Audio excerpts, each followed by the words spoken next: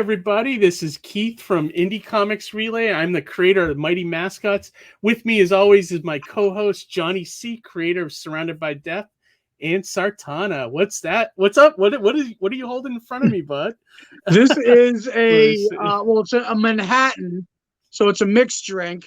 Truly. But I got this little mini fishbowl. Yep. At the hotel bar at C2E2.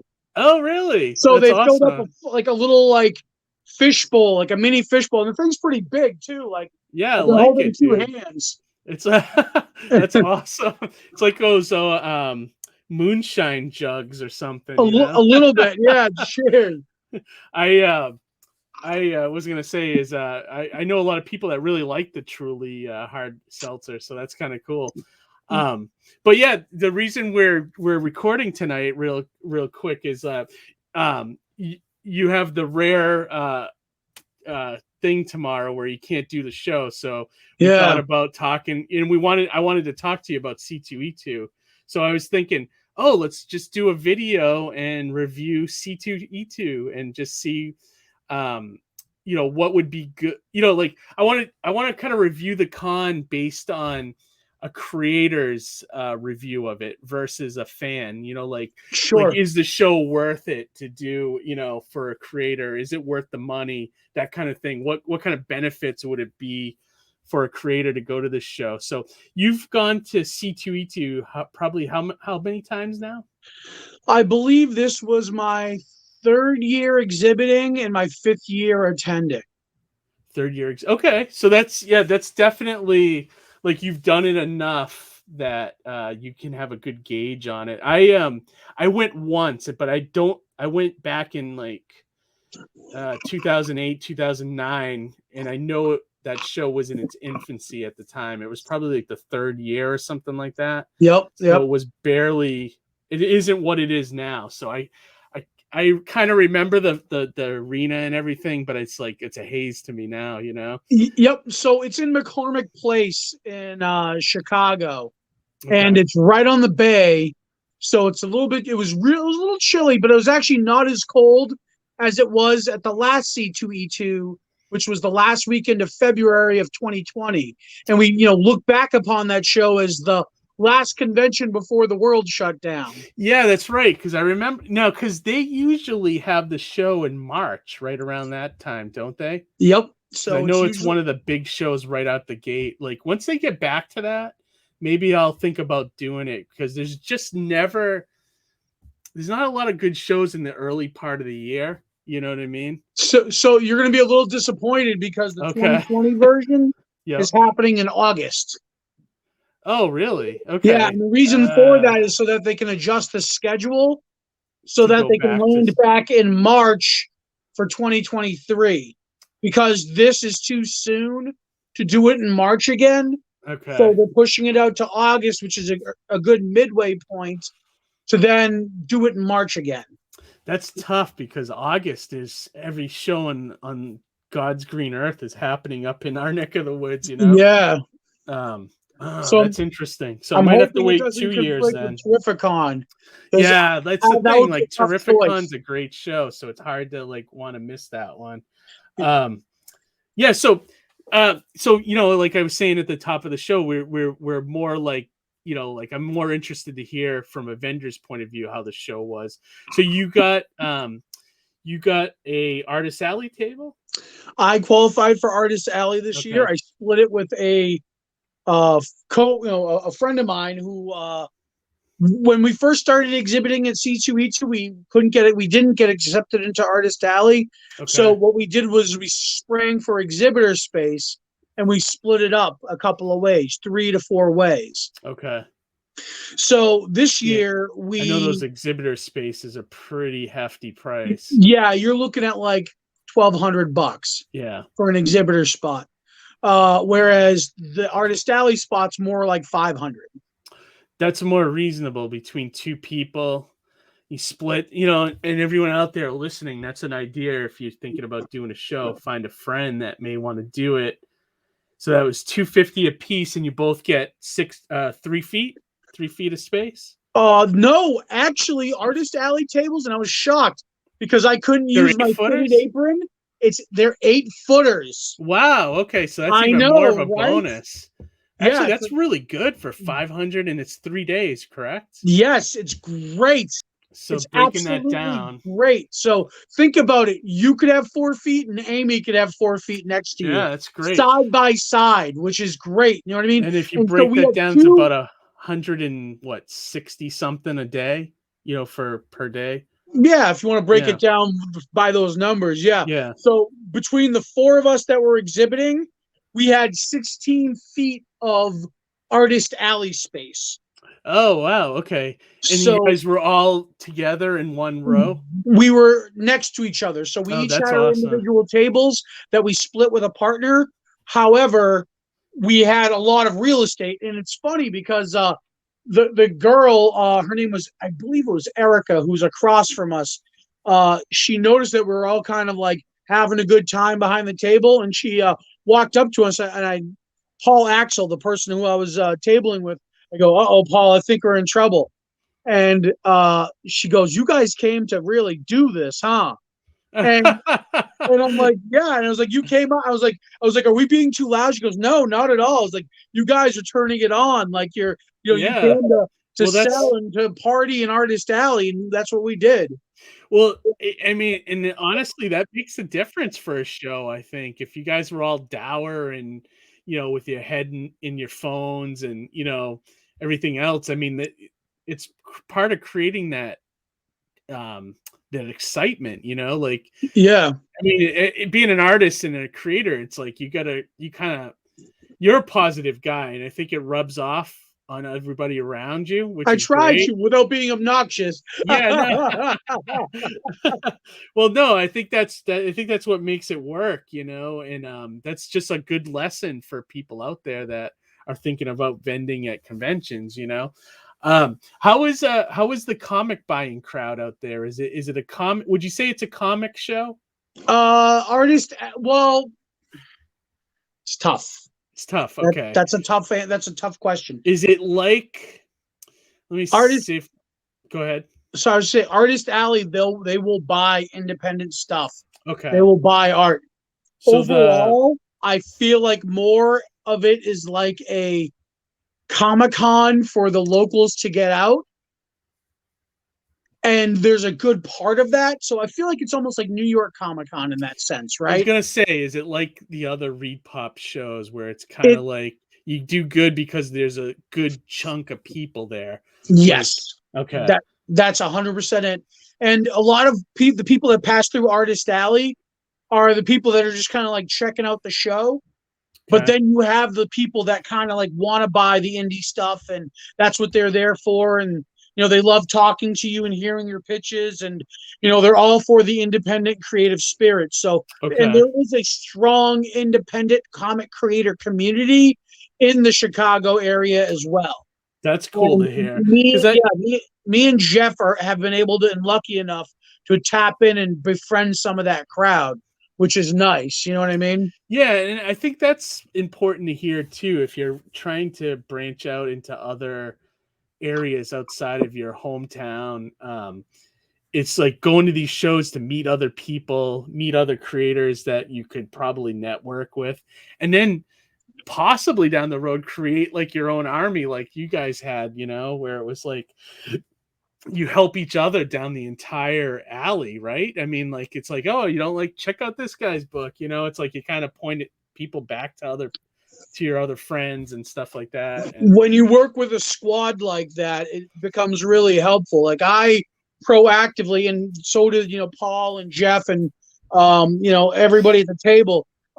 Jimmy, we all tried to reinforce each other in the sense that it was like, oh, you really like this book? Get it signed by Jimmy. He's at the other end of the table. You right, know what yeah, I like if mean? you guys So all worked on like an anthology together, right? Right. Or so like I split with Paul, who illustrated or who wrote a comic book, and then Jimmy, who split with Jeff, illustrated it. So Jimmy Very was at cool. one far end and Paul was at the other. So Jimmy would be like, "Hey, do you want to check out a comic book I illustrated?" And people would walk up and check it out. And then if they liked it and bought it off of him, they'd jump over to Paul and he would sign it, and he would engage with them and possibly pitch another book. You know what I mean? So Yeah, we had a gotcha. system in place, and it worked out really well. It's Now like a that's good ecosystem. yeah, that's not to say we didn't have our down moments where it was like, okay, this is a little frustrating, or Is maybe. it does that show go like the typical flow where Friday's kind of like and then Saturday picks up and then Sunday's really good? Is it did it kind of follow that flow? So I can attest for Friday, Saturday, which I was there for. Yeah. Sunday, I had. Oh, that's right. You had to leave early, right? I forgot Yeah, I about took an that. early exit Friday for work and stuff. But you So still did good besides not having the Sunday, right? I made a table between Friday and Wow. Saturday. So Wow, so you could have probably turned a really good profit if you had stayed another day. if I Huh. was solo and didn't split the table, not that I would want to do that because I really enjoy splitting with Paul. Yeah. Paul Axel is an awesome creator. I think everybody should go check out Paul Axel online. Just search Paul Axel on Twitter. Awesome work. One of his books is called "Happiness is a Warm Bun," and Okay. it's a dialogue-free comic book about a guy searching for the perfect cheeseburger. Okay. And Paul I has, like it. And Paul has his personal hamburger cheeseburger recipe in the back of the book. Oh, nice. And I it's like so it. awesome. I That's love that he fun. did that. Yeah. So go on. No, I was gonna say, like, in 4 feet of space seems like it would work for like the average creator. Like I'd probably have a hard time with all my stuff trying to do 4 feet, but I could do it. I could just do comics, or that's where you make the sacrifice, you know? Yeah, what you do is you basically construct your table instead of out, you go up a little bit more, right? Yeah, so you go levels. And instead of doing like, hey, these are all my sodas out on the table, you do one of each flavor, and you just do it in the front. And you say, if you want these, hit me up. Yeah, right, exactly. And you just kind of you do the thing that way, and it's more manageable right. than having to try to scrunch down. Now in San Diego, I have like 3 feet. So I'm in my two So you're kind of used to being in like the smaller spaces. How do you do you guys find it hard, like with the customers that come by, like getting lost like between the creators, like do they like think that your guys are all together, did one book together, that kind of thing, you know? Occasionally they'll grab a stack of everything and then come up to one person and say, hey, I want to pay for this. Yeah, and then we're like, well, we kind of have to break it up. But the best part about it, at first it was a little problematic because we were just kind of like trying to figure out each other's flow the first few years. Yeah. But like now it's like so simple. It's like, oh, you want to get it all together? I'll charge it to mine and I'll pay you guys cash. And you know what I mean? Like we've got it all nailed out. We got it all figured out. I fully trust the people I table with, and we just manage it. We try to support each other the best we can. Yeah, definitely. And I've in the past when I've done stuff with Amy, sometimes I bring 2 different colored tablecloths so that like it looks like 2 different sections, you know? Yep. I do anything to try to like kind of draw their eye to different. Yeah. The different parts of it. Yeah. Because you know how it is. Like people walk around in that place with like a kid in the candy shop for the first time, and it's just like they're, they don't know what to look at. And just like, so I even saw one guy, just like, it seemed like it may have been his first show, but it seemed like it was sensory overload where he was just like, he'd walk up to one table and like flip a page and look at something and then like immediately jump over to another table. He looked frantic.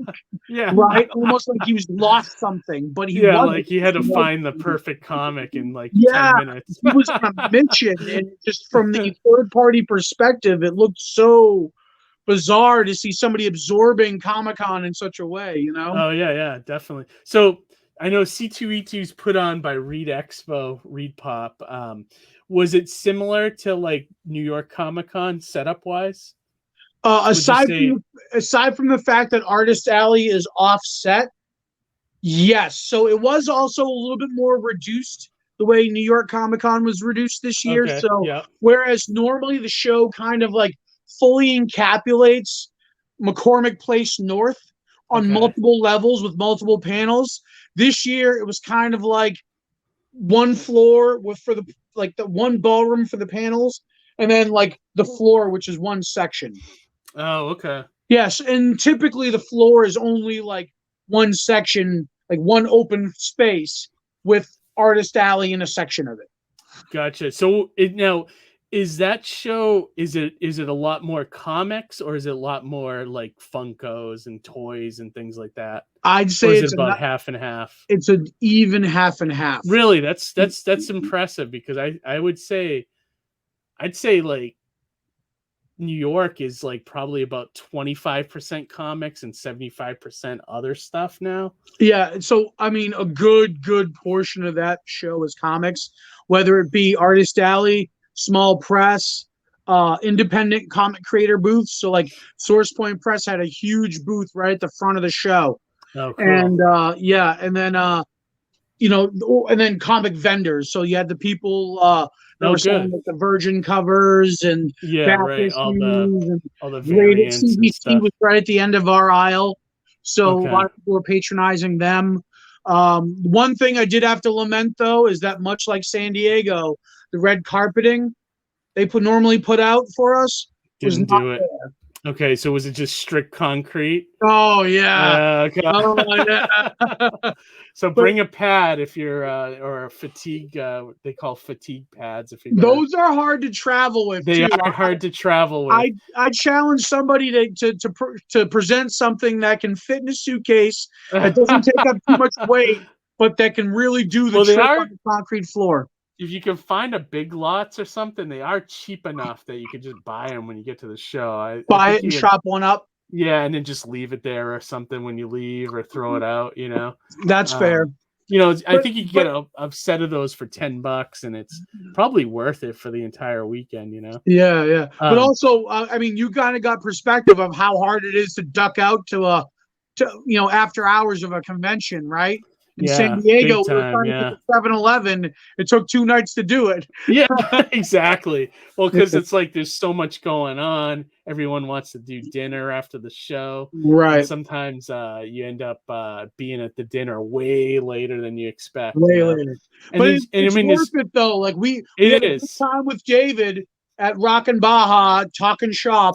Yeah, definitely. And like the other thing is, it's like when you're at a show for the 3 days, it's like no time. It's like, it's all convention or after convention, and that's it. You sleep for a few hours and then you're up and you're doing it again for 3 days.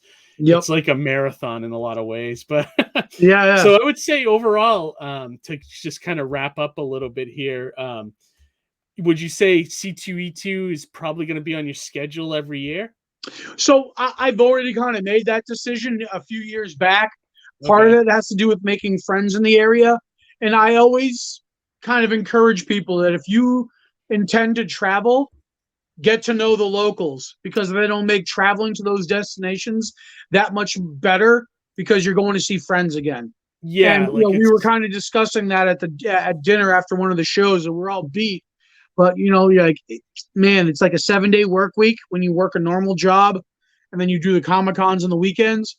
Mm-hmm. But when you're working alongside your friends, it doesn't feel so bad as work. Right. It's partly fun. I mean, you're there for business, but you are having a good time at the same time. Right. Now, go ahead. I was just going to say, over the weekend, we did have that really bad storm in Illinois that did a lot of damage. So it wasn't, we were 4 hours north of where the major's destruction happened, but we got a lot of the rain and the wind that night. Okay. Yeah, but one of the cool things about McCormick Place in all of its branches is that imagine 5 city blocks in New York of different hotels and arenas, all interconnected with sky bridges. So with this show, I was able to go from my hotel door to my table fully inside. Oh, wow. No kidding. And that was like a 10-minute walk. Oh, wow.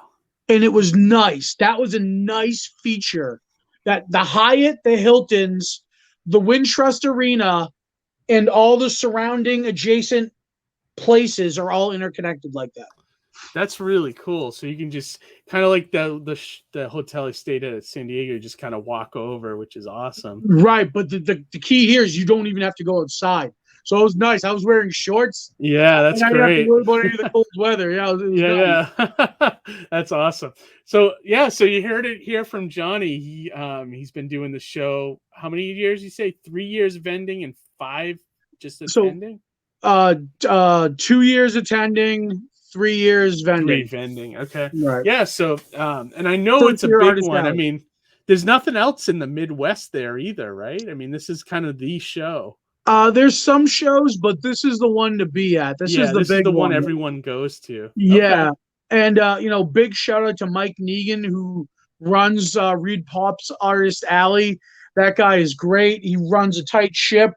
Very few empty tables. Like that's the thing we ran into with San Diego. Yeah, lots of empty tables. There were less this time, and even New York a little bit less this time around. Very tight ship. That guy does great work. He recognizes when you pay your dues and do your due diligence and apply.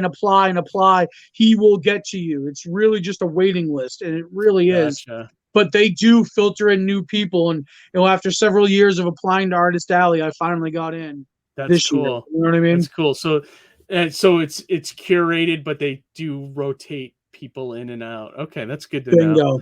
I think New York does that, but I don't know if it's quite the level of anywhere else. It doesn't seem like you ever get into Artist Alley there. Yeah, and if it wasn't a post-COVID year, I probably would have done way better financially. But I did well enough that I was happy. And as a matter of fact, I did really well the last 3 shows I've been at. New York Comic Con was great. San Diego was great for me. And C2E2 was great. And that was all awesome, strictly on comics. No bags of coffee, no knickknacks or other frills. It was straight up comics and prints. And that's what you want to sell, You want to sell the comics and not the knickknacks. Oh, the knickknacks are cool. The knickknacks aren't bad. And they do help.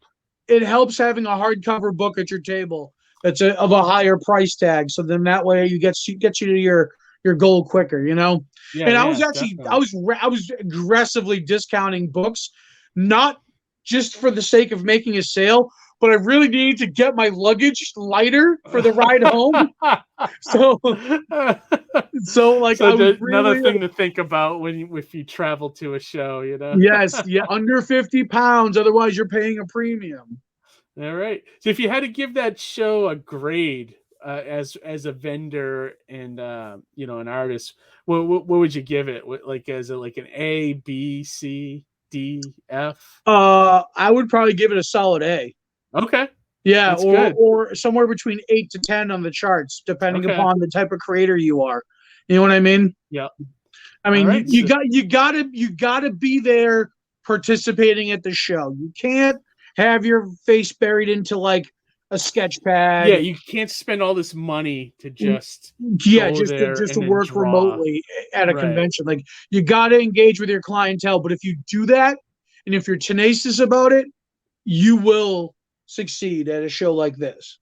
Awesome. Well, that's good to hear. So that's it for this episode of con reviews, I guess. We'll do C2E2 regularly. A con in review. Yeah, exactly. Me and Johnny go to a lot of shows, so it's always good to kind of talk and just review it from like an indie creator level, just so people know if it's worth their time or, as a creator, because you see a lot of reviews online for people reviewing shows as a fan, but you don't really see it as a creator. So this is true. To have that feedback, So, all right. Thank you guys for joining us, and I will be back tomorrow night with our regular guest and with my wife subbing in. Thank you, Amy. And I got Robert Geronimo scheduled for the week between Christmas and New Year's. Oh, nice. It'll be nice to have Robert on again. Yeah, I know. It'd be nice to catch up with him and his campaign and everything. So, but all right, Johnny, thanks for joining us. Thanks, everybody. And we'll see you tomorrow night.